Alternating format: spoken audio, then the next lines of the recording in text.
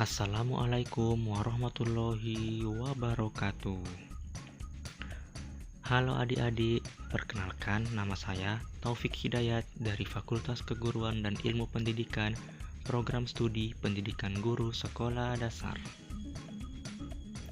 Pada kesempatan kali ini, kita akan belajar bersama-sama mengenai mata pelajaran IPS.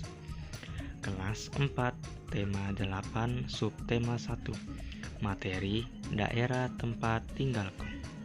Adapun kompetensi dasarnya mengidentifikasi kegiatan ekonomi dan hubungannya dengan berbagai bidang pekerjaan serta kehidupan sosial di lingkungan sekitar.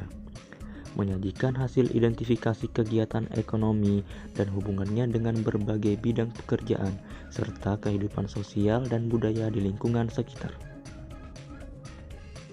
Dan indikator mengetahui kegiatan ekonomi dan hubungan dengan berbagai bidang pekerjaan di lingkungan sekitar.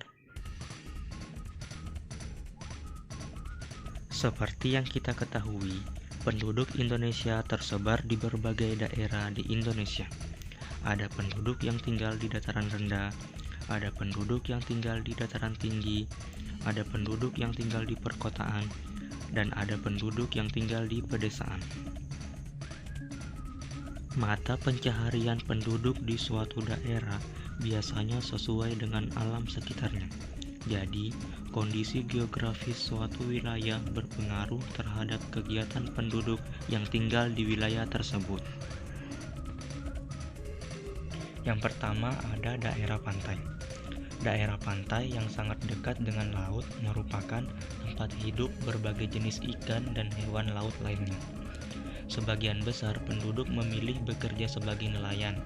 Mereka melaut dan menangkap ikan untuk dijual ke pasar atau mengolahnya menjadi makanan setengah jadi.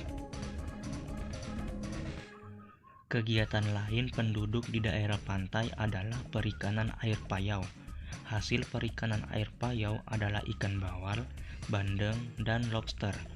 Beberapa kegiatan lain di sekitar daerah pantai berupa nelayan, petani garam, perikanan, pelaku pariwisata, dan sebagainya. Yang kedua ada dataran tinggi. Dataran tinggi merupakan daratan yang sebagian besar berupa pegunungan dan perbukitan.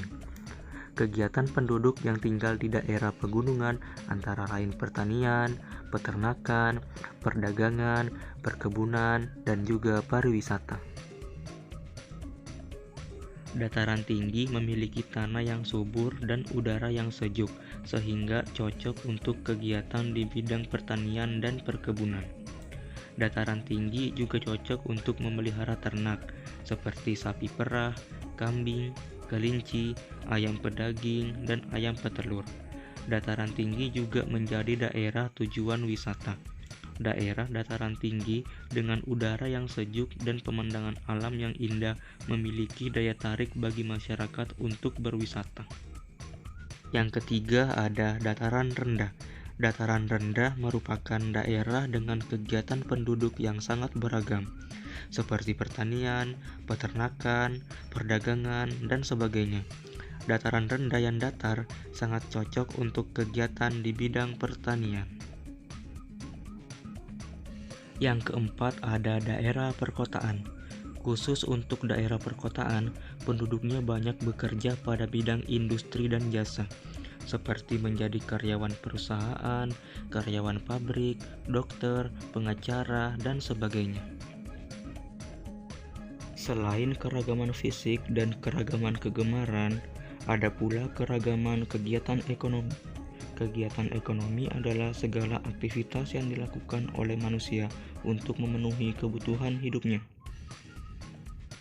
Kegiatan ekonomi dapat juga diartikan sebagai upaya yang dilakukan manusia untuk mencapai suatu tingkatan kesejahteraan atau kemakmuran dalam hidup. Tujuan kegiatan ekonomi dilakukan untuk memenuhi segala kebutuhan manusia di dalam hidupnya. Dalam upaya memenuhi tujuan kegiatan ekonomi tersebut, maka manusia melakukan berbagai hal. Berikut macam-macam kegiatan ekonomi yang dapat dilakukan oleh manusia dalam rangka memenuhi kebutuhan hidup. Yang pertama ada produksi. Kegiatan produksi adalah kegiatan menghasilkan barang atau jasa. Pihak yang melakukan produksi dinamakan produsen. Produk dapat berupa barang dan jasa. Yang kedua ada distribusi. Kegiatan distribusi adalah kegiatan menyalurkan suatu produk, baik itu barang atau jasa, dari produsen ke konsumen sehingga produk tersebut tersebar luas ke masyarakat yang membutuhkan. Yang ketiga ada konsumsi. Kegiatan konsumsi adalah kegiatan menghabiskan atau menggunakan hasil produksi. Pihak yang melakukan konsumsi dinamakan konsumen. Cukup sekian video pembelajaran dari saya, kurang lebihnya mohon maaf. Wassalamualaikum warahmatullahi wabarakatuh.